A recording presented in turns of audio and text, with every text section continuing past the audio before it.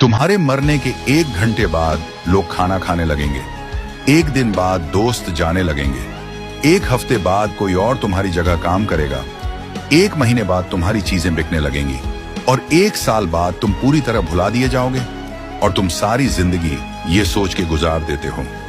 जिंदगी की सबसे बड़ी सच्चाई यही है कि हम जिस दुनिया को सब कुछ समझते हैं वही दुनिया हमारे बिना भी चलती रहती है। हम सोचते हैं कि लोग हमारे बिना रुक जाएंगे, हमें हमेशा याद रखेंगे, मगर वक्त बहुत जल्दी सब कुछ बदल देता है। जिस काम के लिए हम रातों की नींद खो देते हैं, जिस शोहरत के लिए हम खुद को थका देते हैं, वो सब कुछ हमारे जाने के बाद किसी और के हिस्से में चला जाता है।